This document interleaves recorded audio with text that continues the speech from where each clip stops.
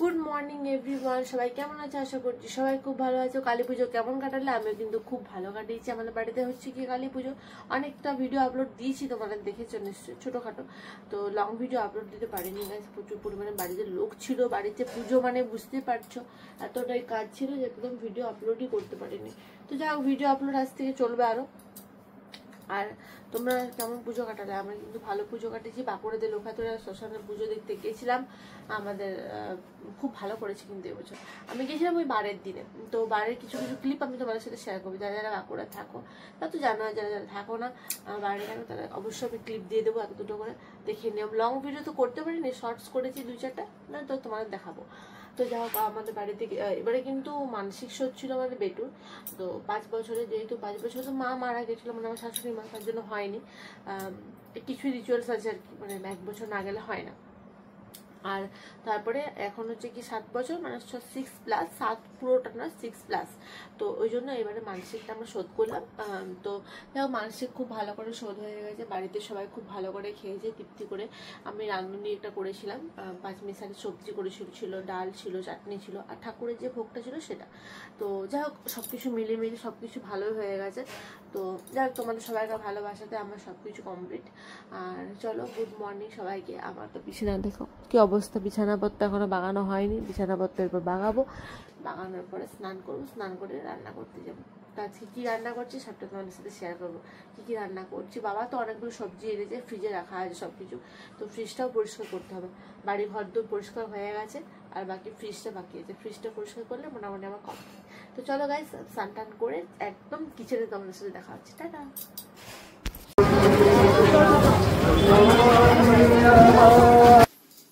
তো এই দেখো বেগুন, তো কি খাবে বলো? আজকে সেইটাই রান্না করব। আমি তো ভেবেছিলাম যে আজকে বাঁধাকপি করব, তো তুমি বলছো বরবটি বেগুন করব, তো বরবটি বেগুন হোক তাহলে নাকি। চলো গাইস, তাহলে তোমার বাবা আজকে খাবে বরবটি বেগুন আলুর তরকারি আর রুটি। ভালো বানাতে পারবে তো? দেখো, আমি যেমন জানি সেরকমই তো বানাবো বলো। এরপরে আমি ভালো খারাপ জানি না, আমি তো শিখতে যাবো না। এরপরে যেটা আমি জানি আর যেটা বরাবর খেয়ে এসছো সেটাই আমি বানাবো। চলো। আরে পেছন দিকে চলে আসছে, বরবটিটা কে নেবে তোমার? Thank you. ভুলে যাও না। খাবে তুমি বরবটি নাও।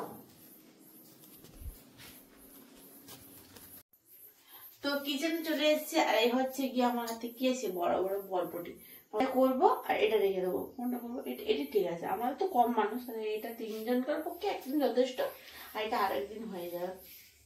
বরবটি আলু ভাজাও কিন্তু খেতে ভালো লাগে। তো আজকে যেহেতু আমি বরবটি আলু তরকারি করছি, ভাজাটা হলে কি হয়, রুটির সাথে বেশ একটা ভালো মানে লাগে না খেতে।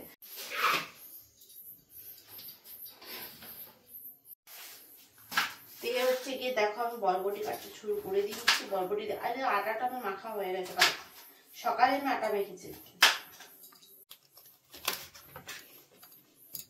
দেখছো এর মধ্যে বরবটিটা একটু খারাপ আছে, সব বরবটি একরকম ভালো থাকে না। বরবটি তোমার দাদাভাই বেশি পছন্দ, আমার অতটা পছন্দ না। আমার আলু ভাজা দিয়ে রুটি খেতে খুব ভালো লাগে। তাহলে আমার পছন্দ করছো নাকি আজকে? আর আমার আলু ভাজা দিয়ে রুটি খেতে বেশি ভালো লাগে, কিন্তু ওই যে সবাই তো শুকনোটা খেতে পারে না।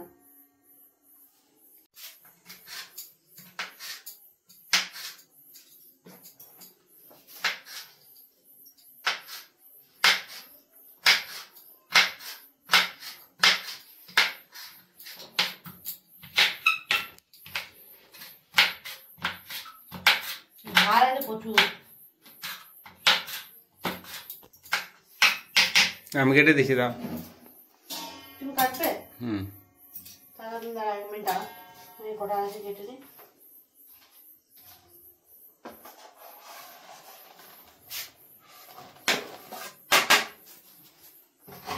বেগুনটা কেটে দিচ্ছি। কেন বেগুনটা কি কাটতে পারবো না নাকি? কাটতে পারবে, কিন্তু বেগুনটা আমি দেখতে হবে বেগুনটা ঠিকঠাক আছে কিনা। দেখলে বললাম বেগুনের ভিতরে পোকা আছে। তাহলে পোকা বেগুন দিয়ে বরবটি? না, সবচেয়ে পোকা নয়, এইটুকু বাস পোকা বাস, এই যে এটা বাকি সব ঠিক আছে। বেগুনটা ভালো আছে, কচি আছে বেগুনটা। বেগুনের কালারটা দেখো, পুরোটা তো পোকা হয়নি, না কচি বেগুন, দেখতে পাচ্ছ। তো দেখো দেখো তরকারি সব কাটাকাটি হয়ে গেছে কমপ্লিট। এই যে আর এত সুন্দর লাগছে না সবুজ বরবটি গুলো, দেখো কি দারুণ লাগে দেখতে। চলো ঝপঝপ করে তরকারিটা বসে ফেলি। তো এদিকে দেখো আমার কড়াইয়ে তেল গরম হয়ে গেছে, এরপর দেবো কালো 5 ফোড়ন। কালো জিরে বলতে চাইছিল নাকি? আদা গ্রেট করছি,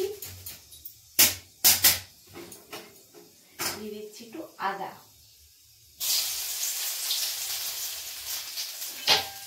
এরপর দেবো সবজি।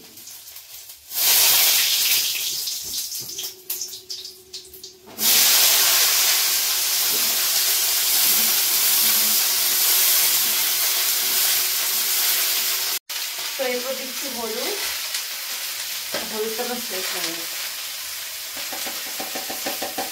আমি অল্প টাকা।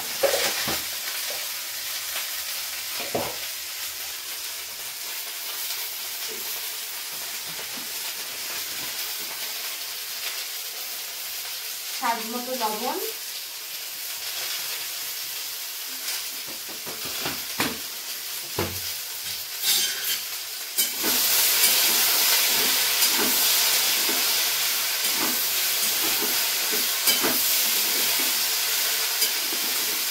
তো দেখো এখানে আমি সবজিটা কত সুন্দর করে ভেজেছি। ভাজা হয়ে গেলে কিন্তু এটা খুব সুন্দর টেস্ট হবে। তো ভাজা মোটামুটি কমপ্লিট। এরপরে আমি জল দিয়ে দেবো, এটাতে একদম অল্প জল দেবো।